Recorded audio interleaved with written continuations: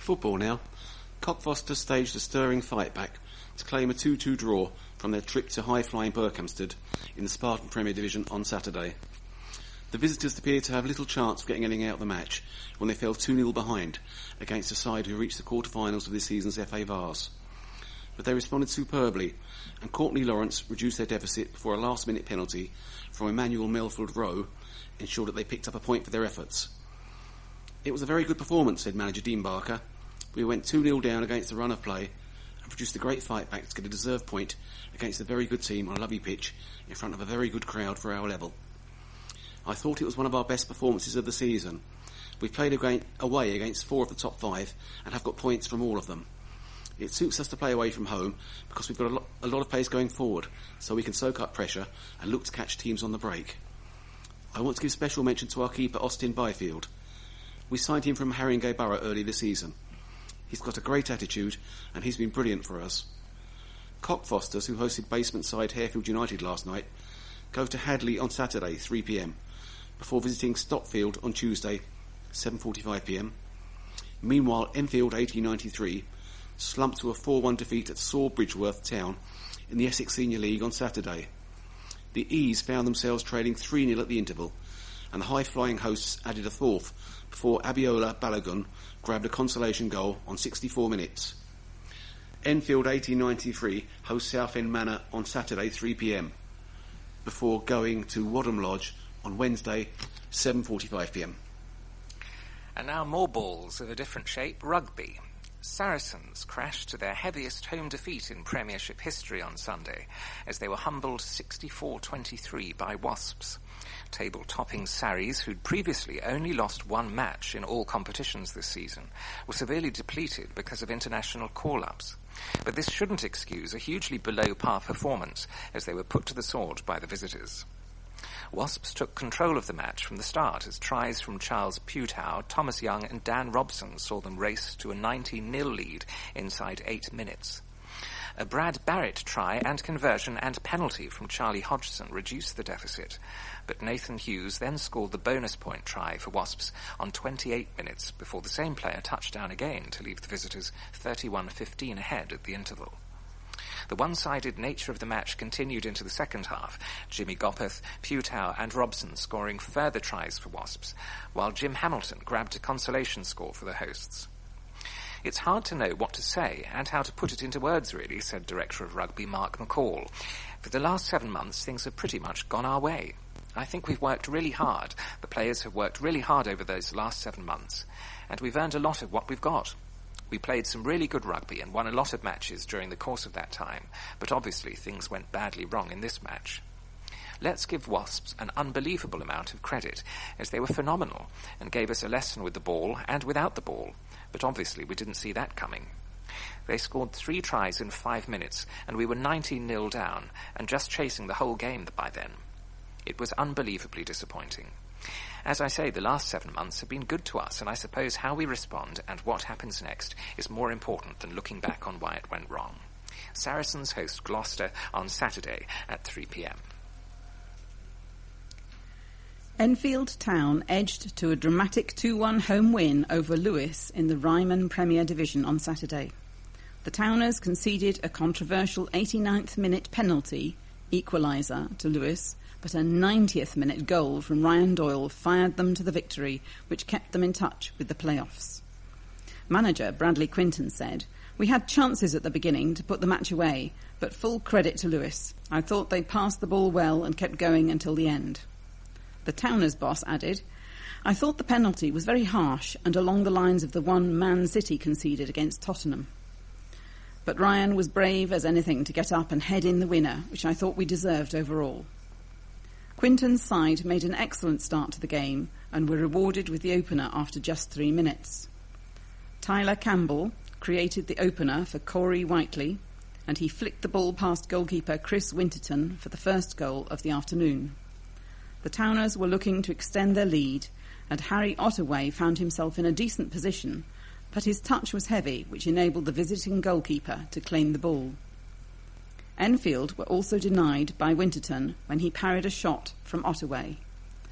The hosts continued to push for a second goal, but the visiting keeper again denied them when he saved with his legs from Campbell. Despite sitting bottom of the table, Lewis came back into the contest in the second half, and goalkeeper Nathan Livings was called into action to save a shot.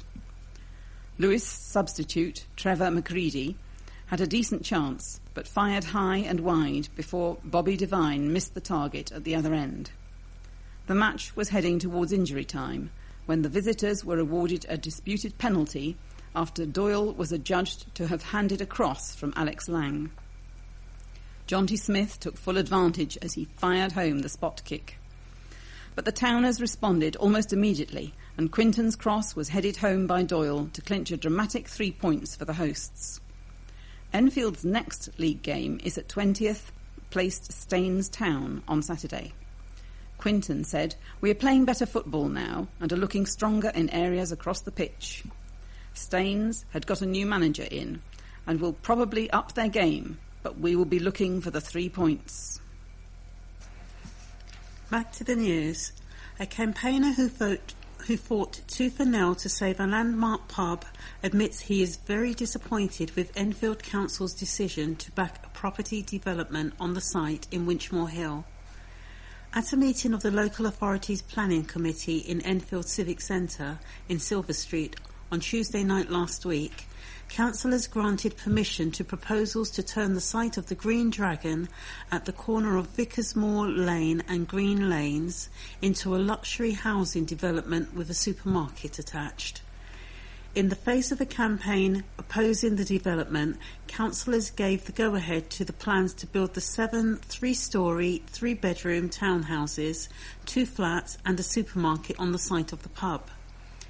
Mike McLean from Winchmore Hill had been at the vanguard of the campaign to save the pub since it was sold to property developers last February.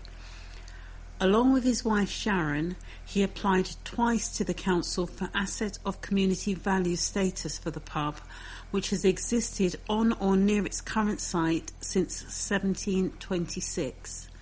However, after their second attempt failed in the autumn last year, the couple learned that the developers had submitted an application to the council which, if granted, would put an end to their plans to bring the pub back to life. Speaking after the planning committee meeting last week, Mr. McLean told the Advertiser that he was very, very disappointed.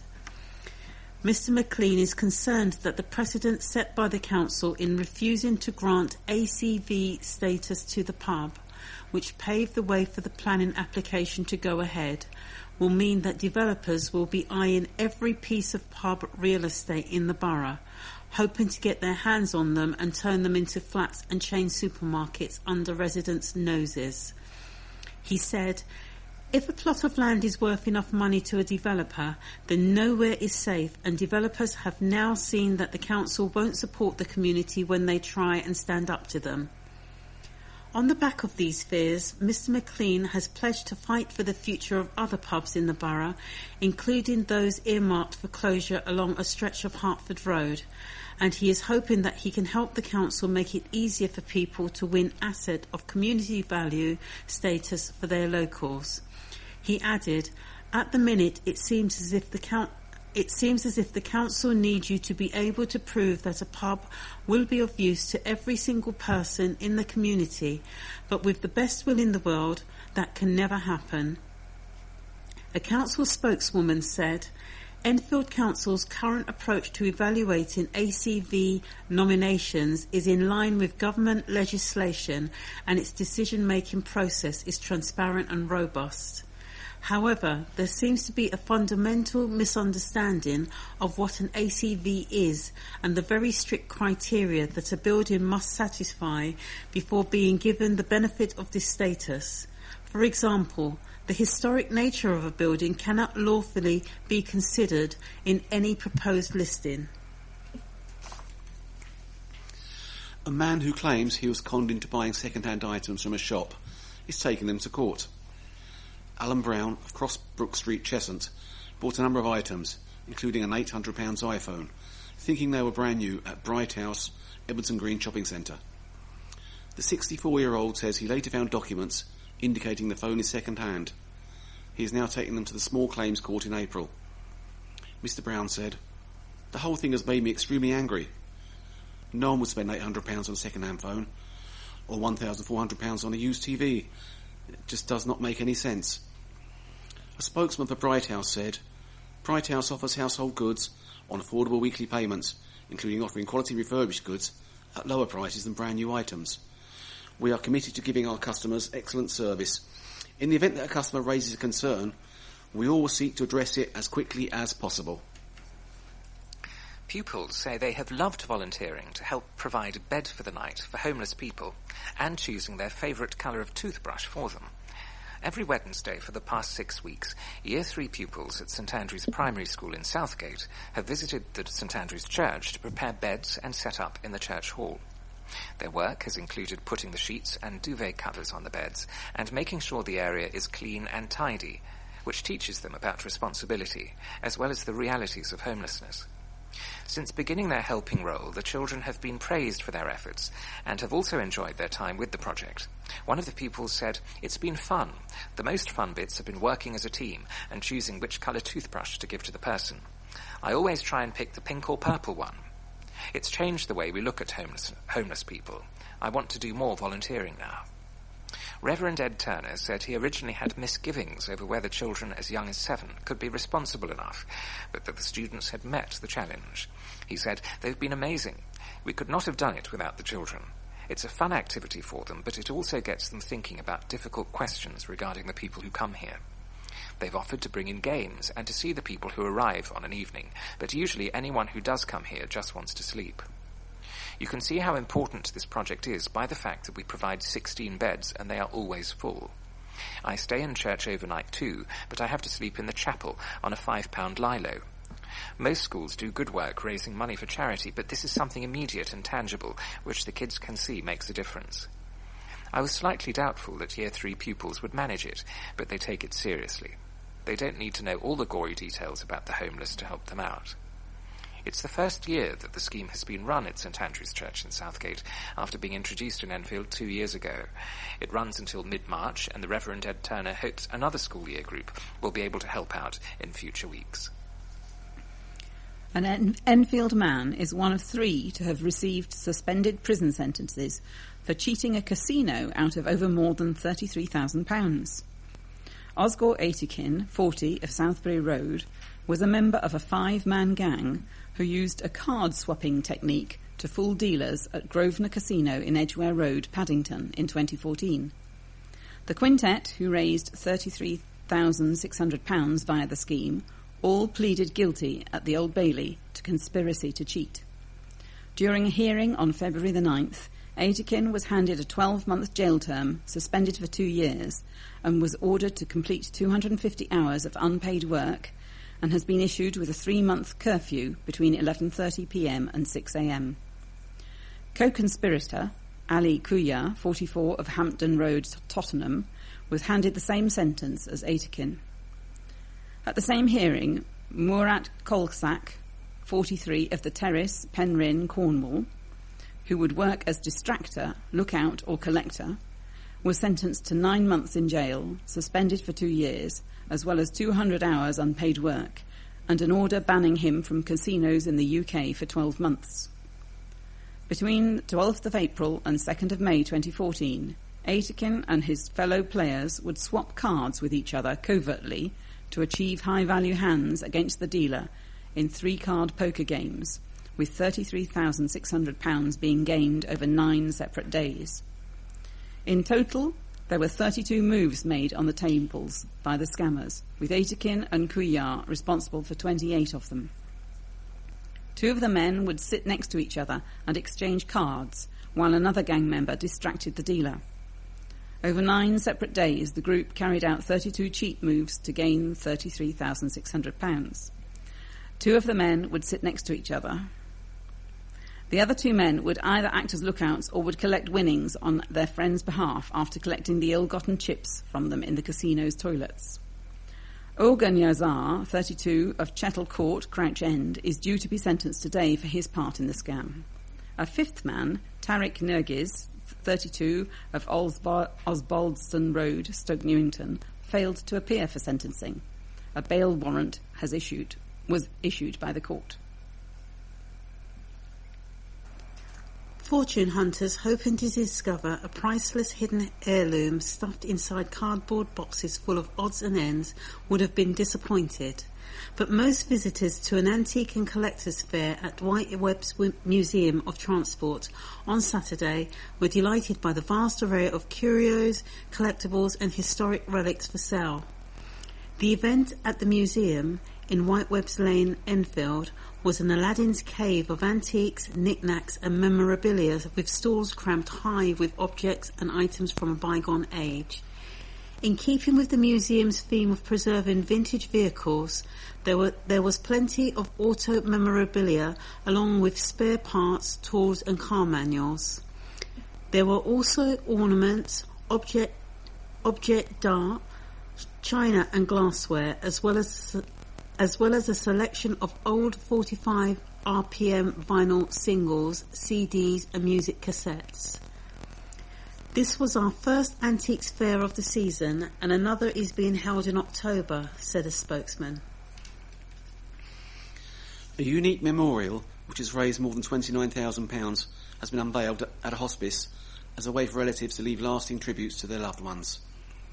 The North London Hospice in Woodside Avenue unveiled a special tribute tree on February the 11th that has been decorated with 500 gold, silver and bronze metallic leaves. Each of the leaves have the names of someone cared for at the hospice inscribed on at the request of families and friends. Each of the leaves are paid for through a donation, with £29,675 raised so far, which will be used towards funding of hospice services. People can donate £1,000 for a gold leaf, £500 for a silver leaf, or £250 for a bronze, and the name of their loved one will be inscribed before being placed on the tree for a year. Simon Tuckey, the nephew of Doreen and Lionel Smith, who started the tree, said, "My uncle and aunt lived in the same street as the hospice and quietly admired their work. They worked hard and lived a very ordinary life with no frills or luxuries. They had no children and decided to leave their wealth to the hospice. We are immensely proud that their simple life has resulted in such an extraordinary result." The tree has been placed in the main reception of the hospice. Pamela Clinton, Chief Executive of North London Hospice, added, "The tree can be a symbol for many things, such as strength, life, growth and individuality. It is the concept of individuality that we have chosen as a focus, the fact that no two leaves are alike and no two journeys along the same path are alike. The tree is a stunning piece of art and not only gives the opportunity for many to have a lasting tribute to a loved one, but also gives us a chance to recognise the ongoing dedication and support we receive from our various community and support groups. For more information on how to dedicate a tree to a loved one on the tribute tree, visit http://www.northlandonhospice.org/ways-to-tree/.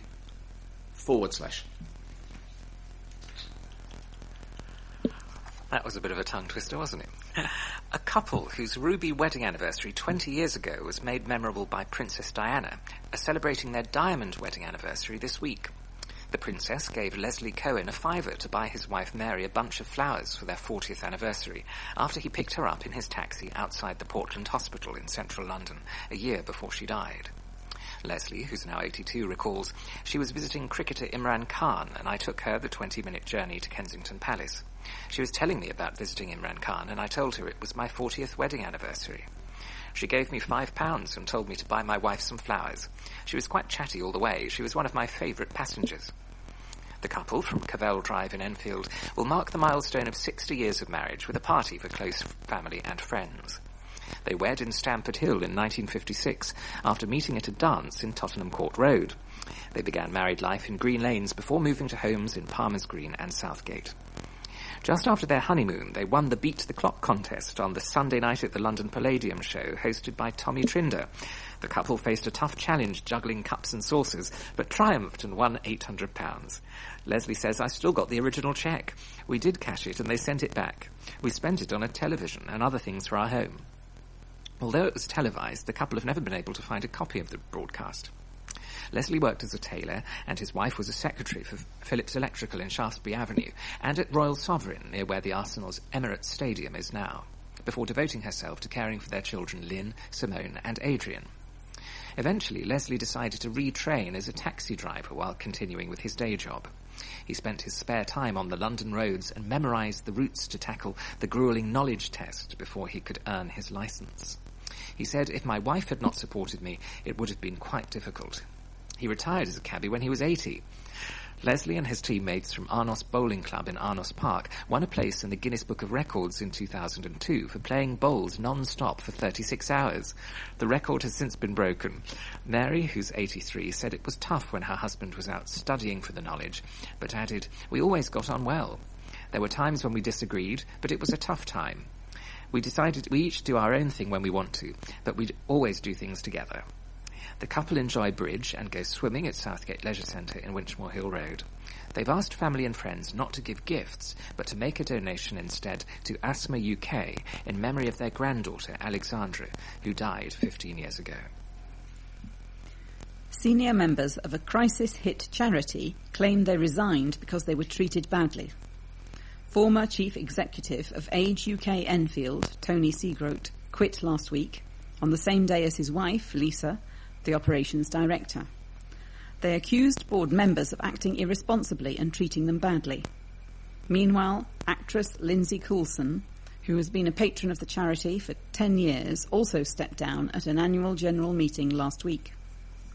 She told the Enfield Independent, "I attended the meeting to resign as patron and make my voice heard, but I left feeling unsure about the whole process of electing the current board members. I found the meeting to be very confused and disorganised. I'm uncomfortable with the way the organisation seems to be run at present and do not want to be associated with it at this current time." She added, "I have really enjoyed being a patron of Age UK Enfield for 10 years, and I'm very sad I feel I can no longer be a part of it. I've had a close relationship with Tony and Lisa Seagroat, who are wonderful, caring individuals, and worked hard to make the charity what it is today. Ms. Coulson is best known as an actress for her role as Carol Jackson in the BBC soap opera EastEnders." In a statement, Mr. Seagroat said, "Some board members of Age UK Enfield have acted irresponsibly and treated us badly. We have taken legal advice and feel we are entitled to resign and take proceedings against the board for constructive dismissal." Lindsay Coulson, patron of Age UK Enfield for 12 years, publicly resigned at the charity's AGM held on the 4th of February 2016 in support of our resignations. A whistleblower said, "People felt they were not given the chance to vote and their voice be heard. It was so bad, Lindsay Coulson, who has been a patron for 10 years, and the members of the trustee didn't know she was. They have their own agenda, and Age UK will go under if the trustee board is not changed." Age UK declined to comment. Youngsters didn't just grab bargains, they rode away on them when their school held a second-hand bike sale. The playground of Merry Hills Primary School in Bincote Road, Enfield, resembled a used car lot, but with two-wheel transport instead of automobiles. There were rows of cycles which pupils and parents had generously donated, either because they had outgrown them or didn't want them any longer. Youngsters and adults were able to pick a bike up at a fraction of the cost of a new cycle as part of the Cycle Enfield scheme run by Enfield Council and the company Pedal My Wheels. Its aim is to get more people pedalling because of the benefits to health and the environment. 5 more sales are planned at schools in the future, including Alma Primary in Alma Road, Ponders End, and Furze Farm Primary in Rayleigh Road, Palmer's Green. The Council's Cabinet Member for Environment, Daniel Anderson, said, "This is a fantastic scheme. It not only allows parents and children to buy second-hand bikes at a fraction of the cost of new cycles, it's also great for parents who want to declutter and get rid of their outgrown or unwanted bicycles. It's a real boon for families on a limited budget, and if it proves successful, we may roll it out to even more schools."